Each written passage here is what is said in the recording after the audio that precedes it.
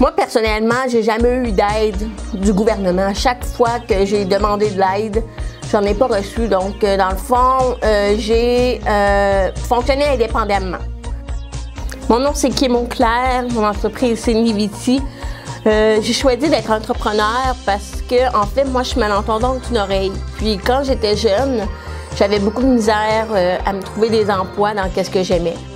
Moi, mon travail dans la vie de tous les jours, en quelque sorte, c'est de faire la promotion de l'entrepreneuriat. L'entrepreneur, selon moi, ne devrait jamais dépendre d'un financement.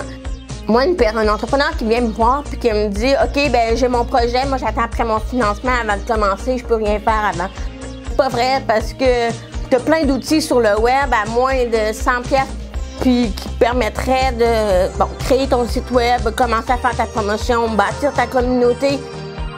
Fais quelque chose. Tu peux aller passer des dépliants à gauche, à droite. Il y a quelque chose à faire. Tu attends après le financement pour commencer. Tu vas attendre longtemps parce que justement, tu n'auras pas d'outils à présenter, en fait. En plus, qu'il existe beaucoup trop d'aide pour les entrepreneurs aujourd'hui. On ne devrait jamais attendre après le gouvernement ou après l'État. C'est pas un message que moi j'enverrais dans le fond aux entrepreneurs. Tu veux te faire de l'argent, si tu veux commencer à quelque part, commence à vendre aux entreprises privées, commence à vendre aux entreprises que tu es sûr que tu vas avoir de l'argent pendant un certain temps. La possibilité de me réaliser sans avoir la permission des autres, ce que ça représente pour moi, c'est je pense que c'est la possibilité de m'amuser. La possibilité d'être libre dans mes actions, libre dans ma façon de dire, de faire les choses. C'est sûr que ça demande une certaine stratégie pour faire les choses, pour que ça fonctionne. Mais ça se peut qu'on ait le goût d'expérimenter tout le temps. Puis c'est de pouvoir apprendre. Ce que je dis souvent dans mes discours, dans ma façon de parler, c'est de créer son propre chemin, mais le créer vraiment à sa façon.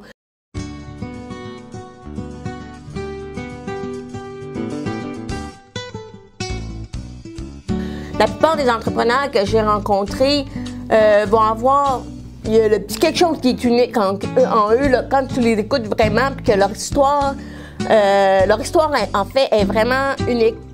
Tu te dis, ben voyons donc, qu'est-ce qui est donc ben fou, il a fait ça, il a tout quitté ça. Mais toi, t'aurais-tu vraiment fait ça pour arriver à tes moyens? Moi, j'ai mon histoire, c'est pas la même qu'une autre personne.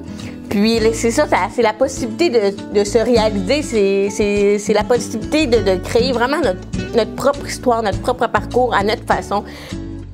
Alors moi, j'aime beaucoup m'inspirer des autres, mais j'aime aussi comprendre pourquoi je le fais, pourquoi je fais telle chose. Puis c'est ça qui fait en sorte que mes discours vont être plus personnalisés, puis que les gens vont comprendre que j'ai testé certaines choses. Mais si je te dis de faire cette chose-là, ça ne veut pas dire que ça va fonctionner pour toi parce qu'on n'a pas la même personnalité, on n'a pas la même façon de parler. Donc, c'est vraiment créer quelque chose à ton image, à ta façon.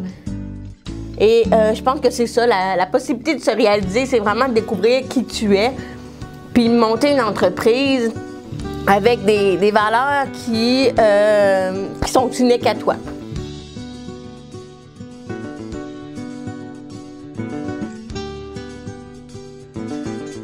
Moi, si qu'une personne, justement, viendrait me voir, j'aimerais ça lui donner comme conseil de peut-être penser à ta passion première, qu'est-ce qui l'allume entre sa passion, de quoi qu'elle parle sans arrêt, puis qu'elle parlerait sans arrêt le restant de sa vie. Et d'essayer de voir aussi sa plus grande compétence. Donc moi, c'est la communication par le web. Et la seule chose que j'ai vraiment vécue dans ma vie, c'est l'entrepreneuriat. Donc on dirait que tu m'entendras jamais parler de politique, tu m'entendras jamais parler de mode, de fashion. J'ai des intérêts là-dessus, mais c'est pas majeur.